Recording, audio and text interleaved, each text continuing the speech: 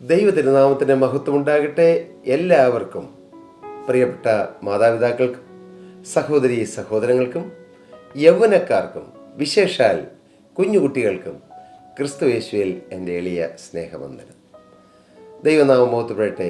യേശുക്രിസ്തുവിൻ്റെ സുവിശേഷം പ്രകാശം തരുന്നതാണ്. യേശുക്രിസ്തുവിൻ്റെ സുവിശേഷം സന്തോഷവും സമാധാനവും തരുന്നതാണ്. ഇരുണ്ട ഭൂഖണ്ഡമെന്നറിയപ്പെട്ടിരുന്ന ആഫ്രിക്കയുടെ പ്രദേശങ്ങളിൽ യേശുക്രിസ്തുവിൻ്റെ സുവിശേഷവുമായി എത്രയോ വിദേശ മിഷണറിമാർ കടന്നു വന്നു. വർഷങ്ങളായി ആ ദേശം, ആ രാജ്യം ഇരുണ്ട ഭൂഖണ്ഡമെന്ന് വിളിക്കപ്പെടാതെ വണ്ണം ഇന്ന് പ്രകാശമുള്ളതായി തീർന്നുകൊണ്ടിരിക്കുന്നു. സുവിശേഷം ആർക്കും ദോഷം ചെയ്യുന്നില്ല, നന്മ മാത്രമേ ചെയ്യുന്നുള്ളൂ. പലരും തെറ്റിദ്ധരിക്കുന്നു. സുവിശേഷം പറഞ്ഞാൽ അല്ലെങ്കിൽ സുവിശേഷം പ്രചരിപ്പിച്ചാൽ, യേശുക്രിസ്തുവിൻ്റെ സുവിശേഷം ഉച്ചത്തിൽ ഘോഷിച്ചാൽ ആർക്കൊക്കെയോ ദോഷം വരുമെന്ന്. അത് പിശാച് പ്രചരിപ്പിക്കുന്ന ചില കുപ്രചരണങ്ങളാണ്. സുവിശേഷം നന്മയെ ചെയ്യൂ. ആർക്കും, എല്ലാവർക്കും നന്മ ചെയ്യുന്നു സുവിശേഷം അഥവാ ക്രിസ്തു. യേശുക്രിസ്തുവിൻ്റെ പരസ്യ ശുശ്രൂഷ കാലങ്ങളിൽ യേശുവിൻ്റെ അടുക്കൽ വന്ന എല്ലാവർക്കും യേശു നന്മ ചെയ്തു. എല്ലാവർക്കും, ആർക്കും ദോഷം ചെയ്തില്ല. നാം സുവിശേഷം വ്യക്തമായും കൃത്യമായും വായിച്ചാൽ, കുഷ്ഠരോഗികളെ യേശു സൗഖ്യമാക്കി, അനാഥർക്ക് നാഥനായി തീർന്നു, കണ്ണുകുരുടന് കാഴ്ച കൊടുത്തു, ചെകിടിന് കേൾവി കൊടുത്തു, ഊമനെ മിണ്ടുമാറാക്കി, തളർവാദ രോഗിക്ക് സൗഖ്യം കൊടുത്തു, കിടപ്പ് രോഗികളെ എഴുന്നേൽപ്പിച്ച് നടക്കുമാറാക്കി, മരിച്ചവരെ പോലും യേശു ഉയർത്തെഴുന്നേൽപ്പിച്ചു. യേശു നന്മ മാത്രം ചെയ്തു. അതേ ഇന്നും അന്നും എന്നും സുവിശേഷം നന്മ മാത്രമേ ചെയ്തിട്ടുള്ളൂ, ചെയ്യുന്നുള്ളൂ, ചെയ്യുകയുള്ളൂ. കർത്താവിന് സ്തോത്രം. ദൈവനാമം മുതലട്ടെ. പക്ഷേ ഇത് തിരിച്ചറിയാതെ മനുഷ്യർ തെറ്റിദ്ധരിക്കുന്നു. അവർ വിചാരിക്കുന്നത് യേശുക്രിസ്തു അവരുടെ മതത്തിനോ ആചാരങ്ങൾക്കോ അനുഷ്ഠാനങ്ങൾക്കോ എതിരാണെന്നാണ്. അതൊരു തെറ്റിദ്ധാരണയാണ് പ്രിയരെ. ആർക്കും എതിരല്ല സുവിശേഷവും സുവിശേഷകരും. അവർക്ക് ലഭിച്ച വെളിച്ചം അവർ പറയുന്നതേ ഉള്ളൂ.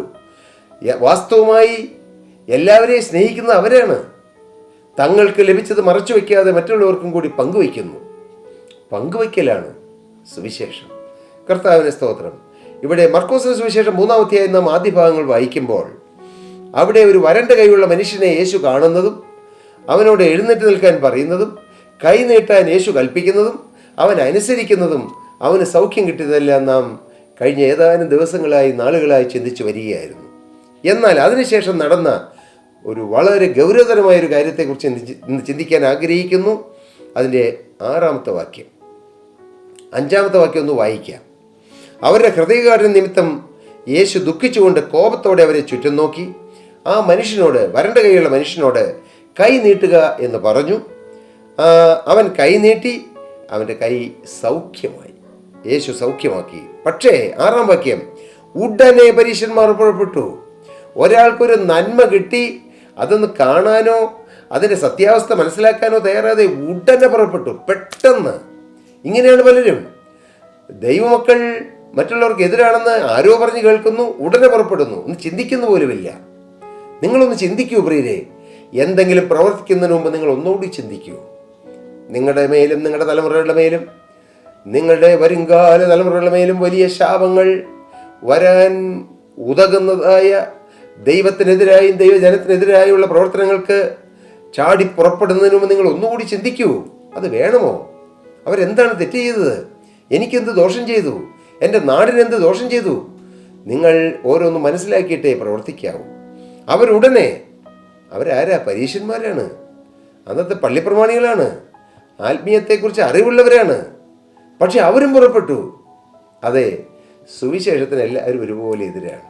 പണ്ഡിതനെന്നോ പാമരനെന്നോ വിദ്യാഭ്യാസം ഉള്ളവനെന്നോ ഇല്ലാത്തവനെന്നോ ഇല്ല. അത് എല്ലാം ഒരു അന്ധകാരത്തിൻ്റെ വ്യാപാരമാണ്. ഉടനെ പരീശന്മാർ പുറപ്പെട്ടു. യേശുവിനെ നശിപ്പിക്കേണ്ടതിന് ഹെരോദ്യരുമായി ആലോചന കഴിച്ചു. അവർക്ക് തന്നെത്താൻ യേശുവിനെ നശിപ്പിക്കാൻ കഴിയില്ലെന്ന് കണ്ടിട്ട് ഹെരോദ്യരുമായി ആലോചന കഴിച്ചു. യേശുവിനെ എങ്ങനെയെങ്കിലും നശിപ്പിക്കണം. യേശു എന്താ തെറ്റ് ചെയ്തത്? ഒരു പാവപ്പെട്ട മനുഷ്യൻ്റെ കൈ, വരണ്ടുപോയ കൈ സൗഖ്യമാക്കിയതാണോ യേശു ചെയ്ത തെറ്റ്? ഒരു കുഷ്ഠരോഗിക്ക് എല്ലാവരും അറുപ്പോടെ മാറ്റി നിർത്തിയിരുന്ന കുഷ്ഠരോഗിയുടെ അടുക്കൽ ചെന്ന് യേശു കൈ തൊട്ട് അവനെ സൗഖ്യമാക്കിയതാണോ തെറ്റ് പ്രിയരെ?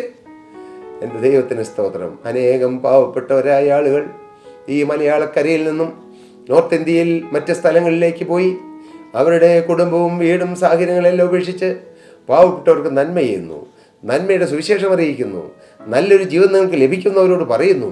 അവരെ പിടിച്ച് തുറുങ്കലിലാക്കുന്നു, ജയിലിലടയ്ക്കുന്നു, ഇല്ലാത്ത കുറ്റം അവരുടെ മേൽ വെച്ച് കെട്ടുന്നു, അങ്ങനെ അവരെ പീഡിപ്പിക്കുന്നു. അവരെന്താണ് ചെയ്തത്? സഹോദരങ്ങളെ, നിങ്ങൾ ചിന്തിക്കാറുണ്ടോ അവരെന്ത് തെറ്റ് ചെയ്തു? നന്മ മാത്രമല്ലേ അവർ ചെയ്തുള്ളൂ. ഇതാണ് ലോകം. ഗുരുവിന് കിട്ടുന്നത് മതി ശിഷ്യർക്ക്, ഗുരുവിനെ പോലെയാകുന്നത് ശിഷ്യന് മതി, യജമാനെ പോലെയാകുന്നത് ദാസന് മതി. കർത്താവ് പറഞ്ഞു, അതെ, നമ്മുടെ ഗുരുവും നമ്മുടെ യജമാനും നമ്മുടെ കർത്താവുമായി യേശു ക്രിസ്തുവിൽ ലഭിച്ചതേ നമുക്കും കിട്ടുകയുള്ളൂ.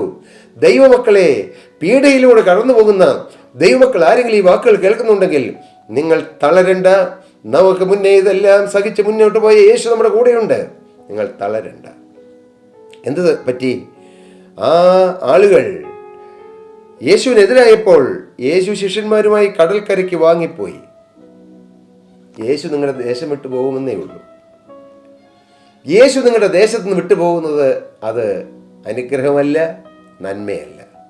പ്രിയപ്പെട്ടവരെ, നമ്മുടെ വ്യക്തി ജീവിതത്തിലും നമ്മുടെ കുടുംബ ജീവിതത്തിലും നമ്മുടെ ദേശത്തും നമ്മുടെ ജോലി സ്ഥാപനത്തിലും ജോലിസ്ഥലത്തും നമ്മുടെ ആരാധനാലയങ്ങളിലെല്ലാം നിറഞ്ഞു നിൽക്കേണ്ട ഒരു അത്ഭുത പുരുഷനാണ് യേശു ക്രിസ്തു.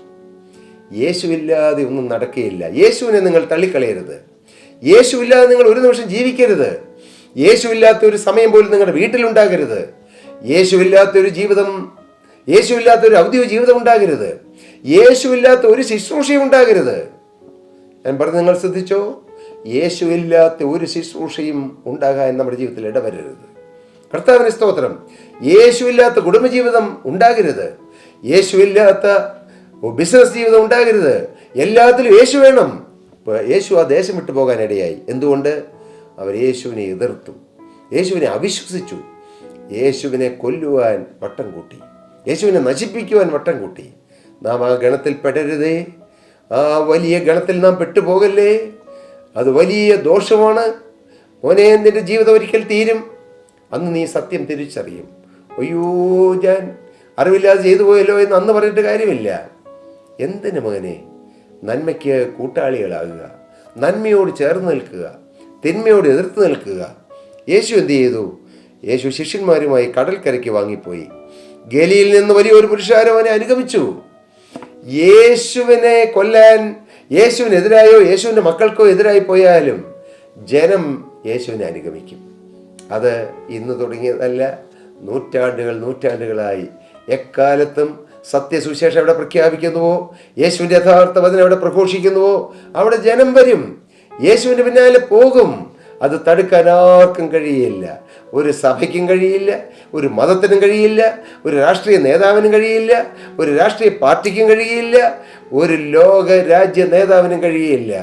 കാരണം വോൾട്ടയറിനെ പോലുള്ളതായ ഉന്നതരായ ആളുകൾ ഈ സുവിശേഷം നശിപ്പിക്കാൻ നോക്കി, നടന്നില്ല. അവർ നശിച്ചതല്ലാതെ സുവിശേഷം നശിച്ചില്ല, നശിക്കുകയുമില്ല. കാരണം ഇത് ജീവൻ്റെ സന്ദേശമാണ്. യേശു ആ ദേശം വിട്ടുപോയി. കഷ്ടം. അവനവൻ്റെ ദേശം വിട്ട് യേശു പോകുക, കുടുംബം വിട്ട് യേശു പോകുക, വ്യക്തി ജീവിതത്തിൽ നിന്ന് യേശു ഇറങ്ങിപ്പോകുക. അതല്ലേ ഒരു മനുഷ്യൻ ലഭിക്കാവുന്ന ഒരു മനുഷ്യൻ അഭിമുഖീകരിക്കാവുന്ന ഏറ്റവും വലിയ നഷ്ടവും കഷ്ടവും. യേശു പോകരുത്. നിങ്ങളുടെ ജീവിതത്തിൽ എന്നും ഉണ്ടായിരിക്കണം. സമ്പത്ത് പോയാലും യേശു പോകരുത്, ആരോഗ്യം പോയാലും യേശു പോകരുത്, ജോലി പോയാലും യേശു പോകരുത്, സമൂഹത്തിലുള്ള മാന്യത പോയാലും യേശു പോകരുത്, വീട് പോയാലും യേശു പോകരുത്, ജപ്തി വന്ന് വീട് നഷ്ടപ്പെട്ടാലും യേശു പോകരുതെന്ന് മകനെ നീ ചിന്തിച്ചാൽ, മകളെ നീ ചിന്തിച്ചാൽ, യേശു അതിന് പ്രതിഫലം തരും. എന്തു വന്നാൽ യേശു പോകരുത്.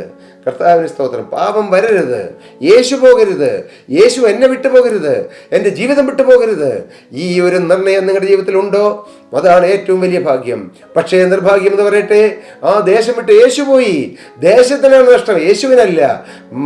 പ്രിയ ദൈവജനമേ, നിങ്ങൾ യേശുവിൻ്റെ മക്കളെ നിങ്ങളുടെ ദേശത്ത് നിന്ന് ഓടിച്ചാൽ നിങ്ങൾക്കാണ് നഷ്ടം, നിങ്ങളുടെ ദേശത്തിനാണ് നഷ്ടം. ദൈവമക്കൾ അതുകൊണ്ടൊന്നും വേല നിർത്തുകയില്ല. അവർ വേറെ സ്ഥലത്ത് പോയി വേല ചെയ്യും. ഒരുപക്ഷെ അവർ പീഡ സഹിച്ച് വേല ചെയ്യും. യേശു പോയി. യേശുവിൻ്റെ പിന്നാലെ ഗലീലയിൽ നിന്നും ആയിരക്കണക്കിന് ജനം യേശുവിൻ്റെ പിന്നാലെ പോയി. യേശുവിൻ്റെ പിന്നാലെ പോകുന്നതിൽ നിന്ന് ജനത്തെ തടുക്കാൻ ഒരു ശക്തിക്കും സാധ്യമല്ല, ഒരു വ്യക്തിക്കും സാധ്യമല്ല, ഒരു തത്വസംഹിതയ്ക്കും സാധ്യമല്ല, ഒരു മതത്തിന് സാധ്യമല്ല, ഒരു വിഭാഗത്തിന് സാധ്യമല്ല, ഒരു രാഷ്ട്രീയ പാർട്ടിക്ക് സാധ്യമല്ല. സുവിശേഷത്തെ ഈ ഭൂഗോളത്തിൽ തച്ചുടയ്ക്കുവാൻ ഒരു ശക്തിക്കും കഴിയില്ല പ്രിയരെ.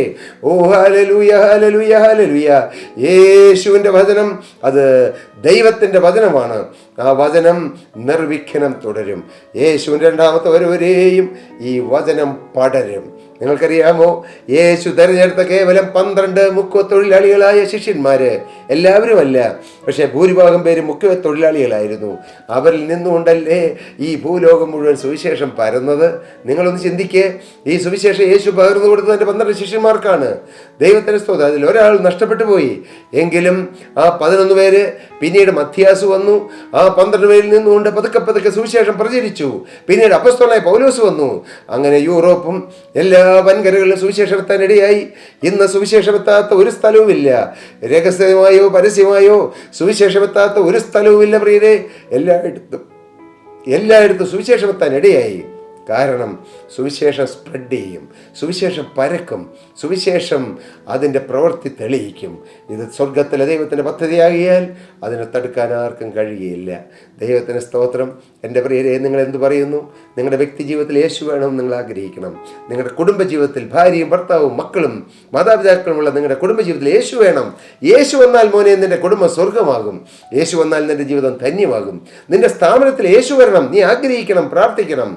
നിൻ്റെ വേലകളിൽ, ദൈവവേലയിൽ, ശുശ്രൂഷയിൽ യേശു വരണം. എല്ലാ മേഖലകളിലും യേശു വന്ന് നിറയുക. അങ്ങനെ യേശുവിനോടൊത്ത് ജീവിക്കുക. യേശു കൂടെയുള്ളപ്പോൾ ഈ ഭൂമിയിൽ നിന്ന് മാറ്റപ്പെടുക, യേശുവിൻ്റെ രാജ്യത്തിൽ എത്തിച്ചേരുക. അതാണ് ഒരു മനുഷ്യൻ ലഭിക്കാവുന്ന ഏറ്റവും വലിയ ഭാഗ്യം. ഈ ഭാഗ്യപദവി തരാനാണ് കർത്താവ് നിങ്ങളോട് സംസാരിക്കുന്നത്. കർത്താവ് നിങ്ങൾക്ക് വചനം തരുന്നത്. കർത്താവ് നിങ്ങളെ ഒരുക്കിക്കൊണ്ടിരിക്കുന്നത്. കർത്തകരങ്ങളിലേക്ക് ജീവിതം കൊടുക്കുമോ? കർത്താവിൻ്റെ കരങ്ങളിലേക്ക് ജീവിതം കൊടുക്കുമോ? എങ്കിൽ നിങ്ങളുടെ ജീവിതം ധന്യമാകും. അതിനിടയാകട്ടെ. ദൈവനാമം മഹത്വപ്പെടട്ടെ. പ്രിയ സ്നേഹിതരെ, നിങ്ങൾക്ക് പ്രാർത്ഥനാ വിഷയങ്ങളുണ്ടോ? ഏതെങ്കിലും ആത്മീയ സംശയങ്ങളുണ്ടോ? ഏതെങ്കിലും കാര്യങ്ങൾ ഞങ്ങളുമായി ഷെയർ ചെയ്യാനുണ്ടോ? തീർച്ചയായും താഴെ കാണുന്ന നമ്പറിൽ ഞങ്ങളുമായി കോൺടാക്റ്റ് ചെയ്താൽ ഞങ്ങൾ നിങ്ങൾക്ക് വേണ്ടി പ്രാർത്ഥിക്കുന്നതും നിങ്ങളോടൊപ്പം സമയം ചെലവഴിക്കുന്നതും നിങ്ങളുടെ സംശയങ്ങൾക്ക് ഞങ്ങൾക്കറിയാവുന്നതുപോലെ മറുപടി തരുന്നതുമായിരിക്കും. നിങ്ങൾ കോൺടാക്റ്റ് ചെയ്യുക. കർത്താവ് നിങ്ങളെ നിറവടിയായി അനുഗ്രഹിക്കട്ടെ. സ്തോത്രം.